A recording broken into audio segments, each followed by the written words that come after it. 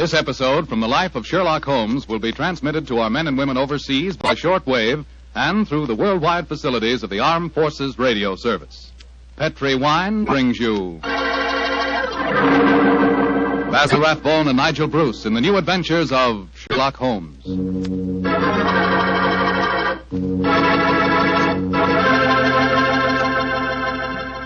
The Petri family, the family that took time to bring you good wine, invite you to listen to Dr. Watson tell us about an exciting adventure he shared with his old friend, that master detective Sherlock Holmes.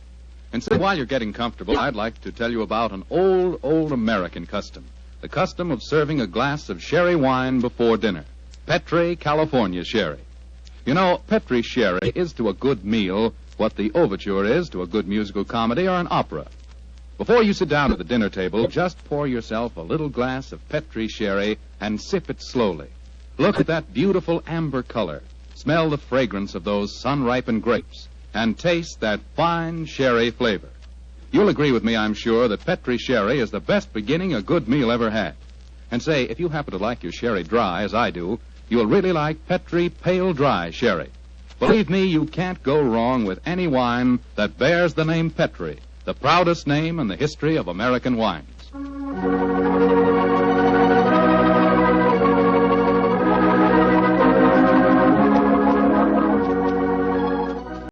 And now let's drop in on the good Dr. Watson, who's waiting for us in his California ranch house. Good evening, Doctor. Good evening, Mr. Foreman. Come in and make yourself at home. Thank you, Doctor. Sitting here with the lights off, I see. Have you been getting yourself in the mood for tonight's Sherlock Holmes story? No, my boy, I was watching the sunset. It's quite a beautiful tonight. Aye, Doctor, the sun set over an hour ago. Yes, I know that, young fellow, my lad. I know that. But at my age, a fellow's entitled to take a little snooze after dinner, isn't he? Of course he is, Doctor. And now that we've settled that, how about tonight's story? Well, a very beautiful girl figured prominently in this adventure, Mr. Foreman. Her name was Jasmine Lafleur. Huh? You say that again, Doctor, please? I know, my boy, but that was her stage name. When she was a magician's assistant, unfortunately, I never had the opportunity of seeing Jasmine Lafleur in the theater. But I'm told that she was a fascinating figure in tights and spangles. When Holmes and I first met her, however, she was dressed a little more conventionally. And her name was then Diana Vennering. Lady Vennering. Lady Vennering? Say, those tights and spangles really paid off, didn't they? Well, how did you and Sherlock Holmes come to meet up with her, Doctor? In rather spectacular style, Mr. Foreman. Miss Lafleur became something of a femme fatale in the early 1900s. First of all, she married Signor Rossoni, the magician for whom she was working. On the wedding night, he was mysteriously stabbed to death. A few months later, Madame Rossoni, very fetching in her widow's weeds, I'm sure, met Sir Wilfrid Vennering. And, after a whirlwind courtship, she married him. Don't tell me he got murdered, too. He did, Mr. Foreman. Also on the night of the wedding. But this time the police found a suspect. It was a certain Major Beckworth, cousin of the dead man, and an ardent suitor of the fair Diana. The trial at the Old Bailey was one of the most sensational I ever remember. Sherlock Holmes and I, in court on the closing day as a jury, were still considering their verdict. Holmes, the jury's been out over 8 hours. I bet you they can't agree on a verdict and there'll be a new trial. I think not, old chap. Look, here they come now. You know, there's a strong moral probability of guilt, but I'm sure they'll agree that there's insufficient evidence to convict. Oh, perhaps you're right. Just look at Lady Vennering down there ahead of us. What a stunning woman. Yes, and a woman of great poise and courage. Here it comes. Gentlemen of the jury, have you arrived at a verdict? We have, my lord. How say you? Do you find the defendant guilty or not guilty? Not guilty. Exactly. Come on, Watson. Let's get a breath of fresh air. Well, I was wondering perhaps if we shouldn't go over and congratulate Lady Vennering. On what? The fact that our husband's murderer has not been found? Oh, I suppose you're right. You ever read the book of Tobit, Watson? Tobit? I don't think so. When was it published? Well, a little before our time, old chap. It's an Old Testament story. Whatever made you think of it at this moment? Well, it's so remarkably apposite with the case of Lady Vennering. It deals with a highly peculiar series of murders, 7 of them, if I remember correctly. Who was the murderer? A jealous demon by the name of Asmodeus, who strangled husbands on their wedding nights. Well, judging by the verdict just now, Major Beckworth isn't the Asmodeus, or whatever you call him in this case. Here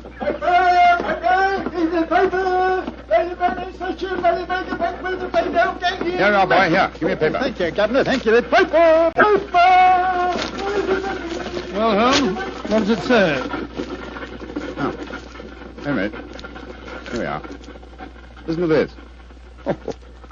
Lady Veneering, widow of the murdered man, says that she will marry the suspect. Lady Veneering told newspaper reporters this afternoon that if Major Beckworth is acquitted, she will marry him before the year is out. Oh, from my soul, Holmes, there's a positive sparkle in your eyes. You read about her. I must admit the lady fascinates me, old chap. I hope before she becomes involved in any further tragedies that we may have the opportunity of meeting her. And something tells me that we will.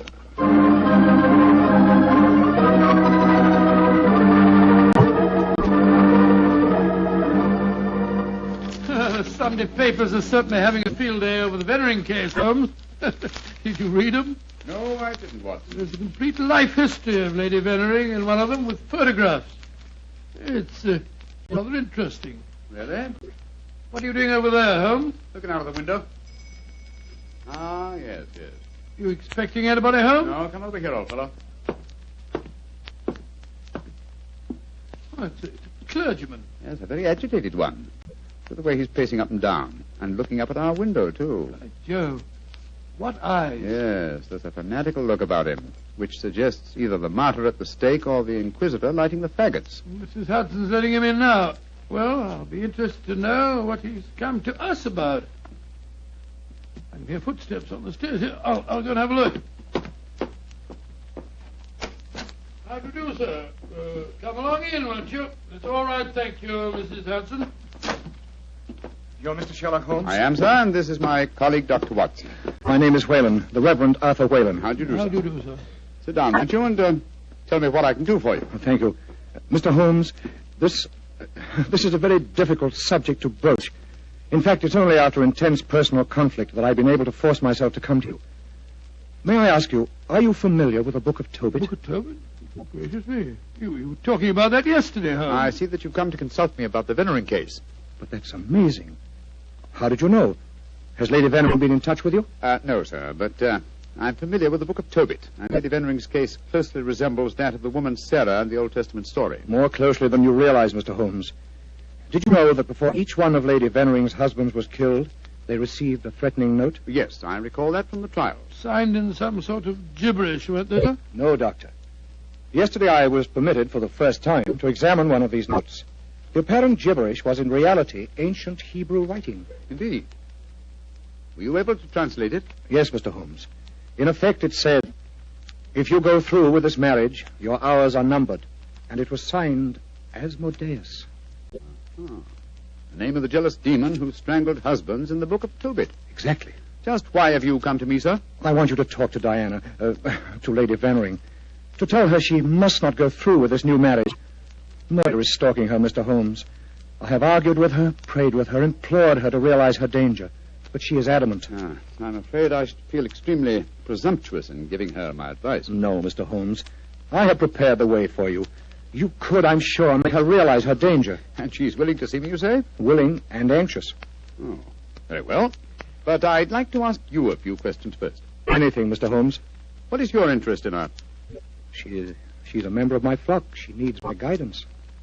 Nothing further? No, Mr. Holmes. By the way, I believe that you performed the marriage ceremony at both of her previous weddings. Yes? Are you proposing to officiate the ceremony if she marries Major Beckworth? Well, I don't know.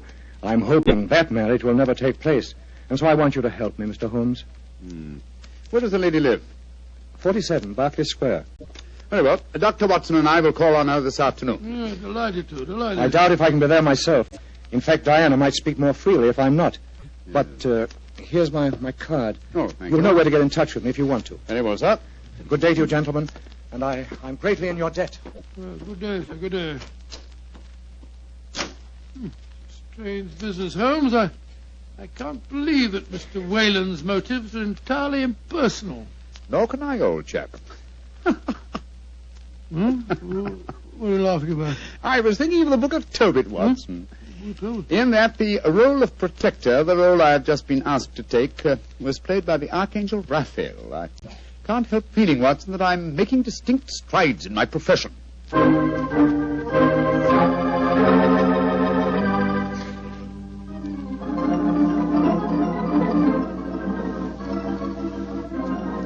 Mr. Sherlock Holmes.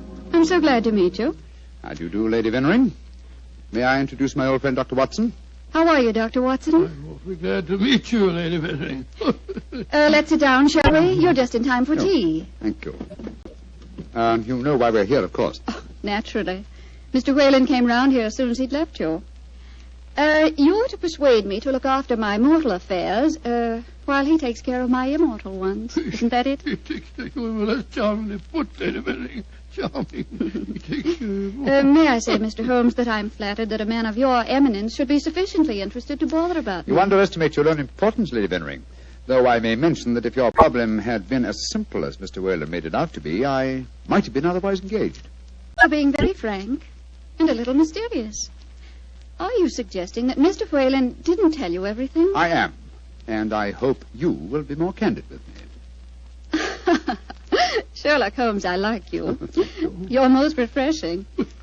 Milk and sugar in your tea? Just milk, thank you. Here you are. How about you, Dr. Watson? Oh, just the same way, please. Hey, thank you, my dear. And now, Mr. Holmes, perhaps you'll tell me why you think that you haven't been told everything. Before I answer that, Lady Vennering, I wonder if I might ask you some questions. But of course. Anything. When your first husband, Signor Rossoni, was killed, did the police find any suspects? Yes, one. Ferdinand Gautier, a young man who had been an assistant in our Magician's Act. A stupid, good-looking boy who thought he was in love with me. But of course Inspector Lestrade had to release him. There was no evidence. Inspector Lestrade, well, you can bet that if he arrested him, the boy was innocent. A warning note was found among your husband's effects, wasn't it? Yes, and it was signed in Hebrew with the name Asmodeus. But perhaps you're not familiar with the Book of Tobit. Oh, yes, I am. I'm familiar with it, Lady Vennering. How did you know then that the Hebrew letters signified that name? Mr. Whalen translated them for me. Oh, I see. And also read me the Book of Tobit. He's always been particularly fond of that book. Perhaps because it illustrates his own ideas on the dangers of marriage. Holmes told us that he hadn't seen one of the warning notes until yesterday. Precisely. Lady Vennering, I read in the papers that you intend to marry Major Beckwith, the man who has just been tried for your late husband's murder. Yes, Mr. Holmes. When are you going to marry him, may I ask? When it pleases me. Doesn't it occur to you that a great deal of comment will be caused? Also that Major Beckwith's life is in obvious danger? Of course it occurs to me, my dear man. But because of two tragic marriages, am I to spend the rest of my life alone? As Mr. Whalen would have me do? I'm young, alive. Peter, what are you doing here? I just arrived back in England today, Diana. What's this I read about you marrying Beckwith? Peter, I have guests. Mr. Sherlock Holmes and Dr. Watson. This is Peter McComas, one of our most promising young painters. Diana, tell me it isn't true. When I left England, you loved me, and I you. I come back, and what do I find? You're planning to marry Beckwith. Well, I won't stand for it. If you think you can throw me over like some silly boy, you're very much mistaken. I can tell things, you know. I can tell lots of things. Get out of here, Peter. Get out. Diana. And don't come back until you've learned manners and discretion. But Diana... Get out.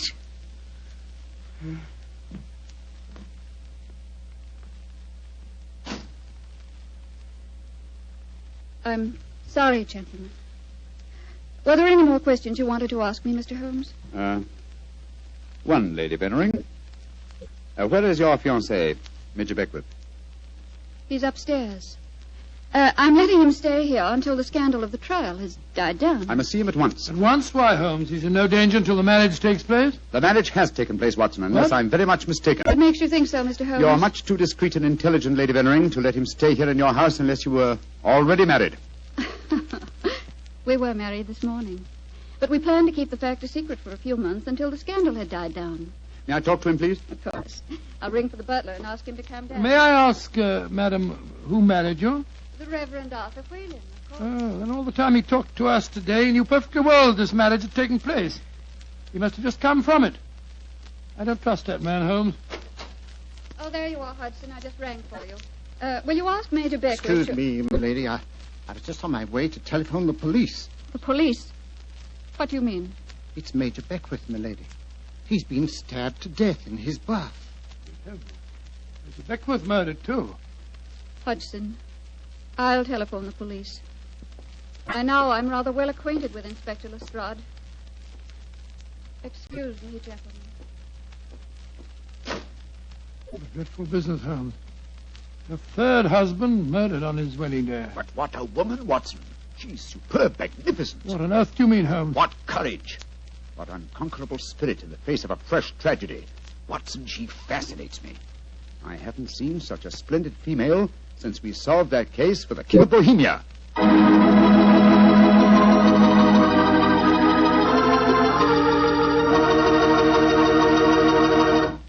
Dr. Watson's story will continue in just a few seconds. Time enough to remind you that the easiest way to make good food taste better is to serve that good food with a swell Petri wine. And there are two Petri wines in particular just made to go with food.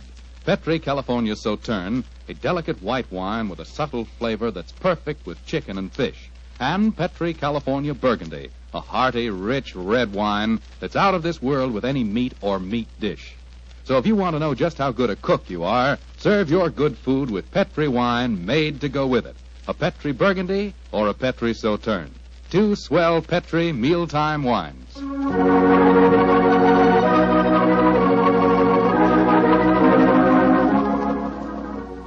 And now back to tonight's new Sherlock Holmes adventure. The famous detective and his old friend Dr. Watson have become involved in the affairs of thrice-married Diana, one-time magician's assistant. Each of her husbands has been mysteriously murdered on his wedding day, the latest murder occurring on the same day that Sherlock Holmes and Dr. Watson are brought into the case. As we rejoin our story, it's a month later, and for some obscure reason, Sherlock Holmes seems to have lost interest in the case, though not in the beautiful Diana. Mr. Holmes. Yes, Lestrade? It's over a month now since Major Beckwith was murdered, and we haven't found a single clue to work on. Do you expect me to supply the deficiencies of Scotland Yard? Well, it's unlike you not to help us, Mr. Holmes. And after all, you and Dr. Watson were in the house when it happened. If you ask me, the murderer's either McComas, that Irish painter, or the clergyman Whalen. What do you think, sir? As far as I'm concerned, the case is closed, Lestrade, and I wish you'd stop bothering me. What do you think I am? Nothing but a detecting machine? Mr. Holmes, whatever's come over you?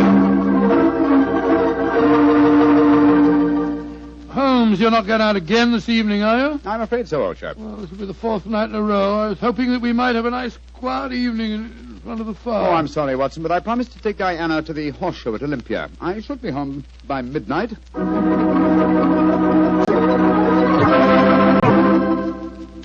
Mr. Holmes. Yes, Mr. Whalen? You're seeing altogether too much of Diana. She seems to be completely under your spell. But you introduced me to her in the first place, with the request that I keep an eye on her. I made a great mistake. As her spiritual protector, I'm afraid I must ask you to stop seeing her. I'm afraid I must ask you, sir, to mind your own business.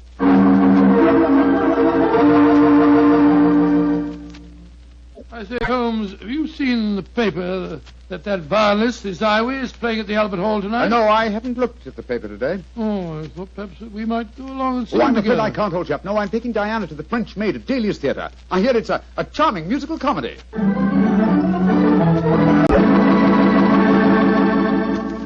Look here, Holmes. We've been friends for a good many years now. Very true, old fellow. And I think I'm entitled to speak to you straight from the shoulder. Of course you are, Watson. Very well, then. This Diana Beckwith. Oh. Yes, it's your own business, I suppose, but I can't bear to see her making such a fool of you. You've neglected your work entirely since you met her. You get about as though you're a young fellow of 20. What's come over you, Holmes? Stop pacing about, old chap, will you, and sit down. In fact, it might be a good idea if you fortified yourself with a nip of brandy from the Tantalus there. What I'm about to tell you may be something of a shock. Watson, Diana and I are getting married tomorrow. What did you say, Holmes? I'm getting married tomorrow. But, you're insane. Oh, that's not very flattering, Watson. Anyway, I don't see why you should be so surprised. You yourself married and left Baker Street once, didn't you? For you, Holmes, a confirmed woman Oh, hater. no, my dear Watson. No, indeed, no. You will remember in our adventure that you titled A Scandal in Bohemia, I met a lady that I have often referred to as a The woman. You mean Irene Adler, but she was a criminal. Exactly, and yet Diana has the same magnificent characteristics. Keen intelligence, courage, and unconquerable spirit. But Holmes, 3 of her husbands murdered on their wedding nights. You're proposing to be the 4th. Oh, rubbish, my dear fellow. Because tragedy has attended her previous marriages, is she to go through life alone? Holmes, you really mean it, don't you? Of course I do. I think I will have a nip of brandy. Oh, don't take it so bad, old fellow. We'll continue to see a lot of each other. Diana's very fond of you, you know. Oh, well, I'm glad. Who's going to perform the ceremony? Not the Reverend Mr. Whalen? Oh, no. We decided, in view of Diana's previous marriages, that he might prove to be a trifle, unlucky. A clergyman named Vernet will officiate. Whalen, of course, insists on being present just the same. What time is the wedding tomorrow? 2 o'clock, old fellow. Oh, I should have mentioned this before. I hope your cutaway coat and top hat are in a good state of preservation. You'll be a pretty prominent figure at the ceremony, you know. You mean that... Well, I mean that if Sherlock Holmes gets married, who else can be his best man but his old friend, Dr. Watson? It's elementary, my dear fellow, elementary.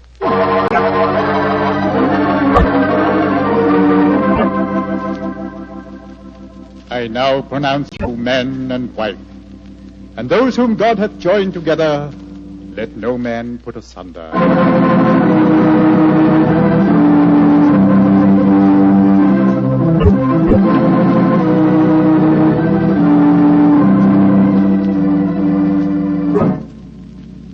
Diana, I'm going to claim the privilege of the best man and give you a kiss. Of course you shall, Doctor.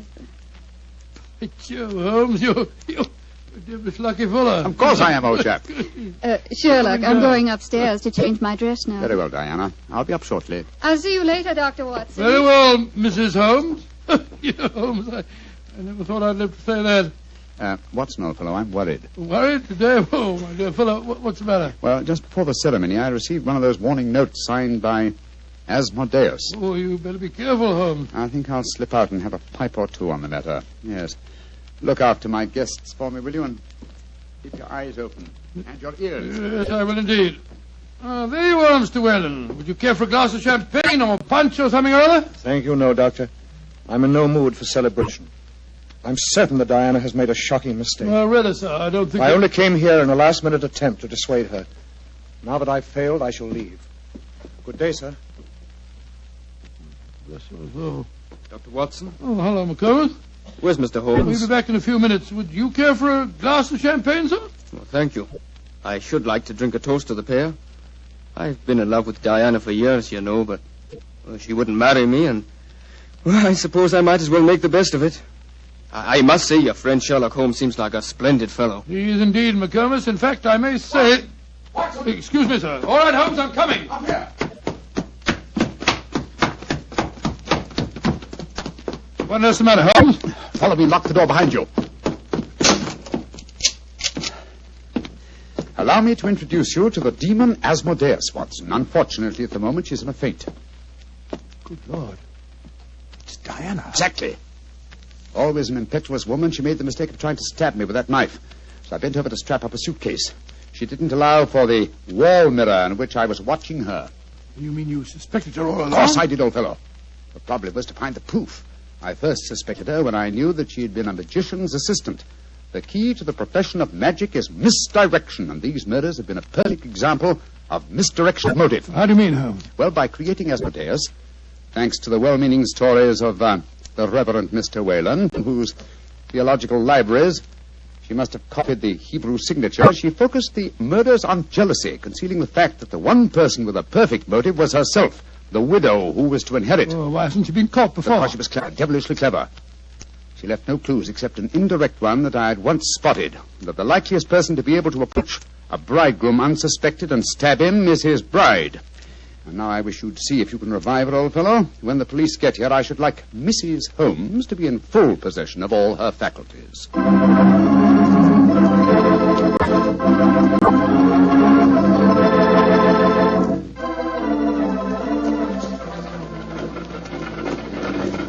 Well, Holmes, I must say I never expected to be driving back with you to Baker Street on your wedding day. I can't tell you how happy I feel. Dear old Watson, you really thought that I deserted you, didn't you? Well, naturally, I wish you'd told me the truth. I couldn't tell anyone, not even you.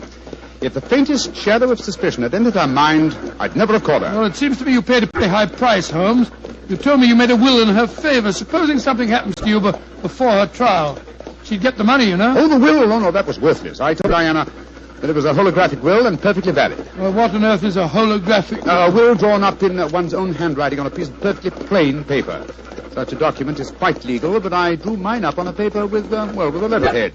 That made it invalid. Oh, I see, but the fact remains that you are married, Holmes. I really fooled you completely, didn't I, Watson? Didn't the name of the clergyman who married us suggest anything to you? The Reverend Vernet? No, and why not should it? Well, Vernet was a French painter of some note. He also happens to have been a great uncle of mine and Mycroft's. You mean that your brother Mycroft was a clergyman? I mean that Mycroft was disguised as a clergyman. And a very convincing job he did, too. A more satisfactory clergyman than the Reverend Mr. Whalen, no doubt, whose possible complicity may compel him to answer some very awkward questions. Then you're not married. Well, upon my soul, Holmes, I don't know what to say. Then I suggest that you say nothing, my dear chap. Let's just sit back quietly, as two good friends can, and brood about the mutability of human affairs.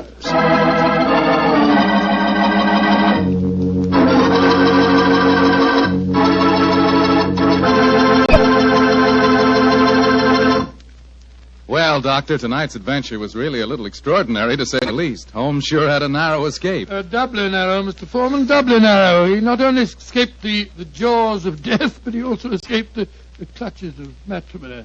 Actually, the story had a happy ending for everybody but Lady Vennering. Jasmine Lafleur. What about that artist fellow, McComas? How did he take it? Oh, very well indeed. In fact, in gratitude, he even painted Holmes's portrait. Not exactly a good likeness, though. One of those modern artists who paints as impressions of a person rather than a portrait. What do you mean? Well, now, let me see. If he were to paint his impression of you, you'd probably end up by looking like a bottle of Petri wine in a sports jacket. Go ahead, Doctor. You can tease me all you want, but I'll still rave about Petri wine. And why not? The facts bear me out that Petri wine most certainly is good wine. After all, the Petri family knows all there is to know about the art of turning plump, sun-ripened grapes into fragrant, delicious wine. That's because they've been making wine for generations, ever since they started the Petri business way back in the 1800s. And because the making of Petri wine is a family affair, the family has been able to hand down from father to son, all their skill and knowledge and experience. And believe me, that adds up to plenty.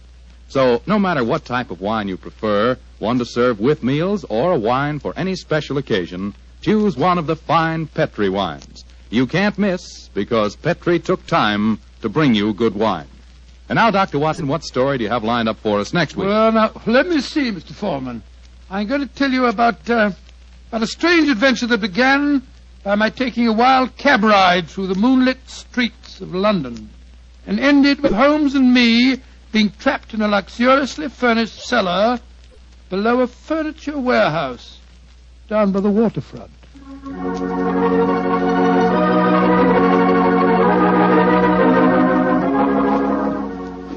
Tonight's Sherlock Holmes adventure is written by Dennis Green and Anthony Boucher and is based on an incident in the Sir Arthur Conan Doyle story, The Adventure of Shoscombe Old Place. Mr. Rathbone appears through the courtesy of Metro-Goldwyn-Mayer and Mr. Bruce through the courtesy of Universal Pictures, where they are now starring in the Sherlock Holmes series. The Petri Wine Company of San Francisco, California, invites you to tune in again next week, same time, same station. Oh, the Petri family took the time to bring you such good wine. So when you eat and when you cook, remember Petri wine. To make good food taste better, remember... Petri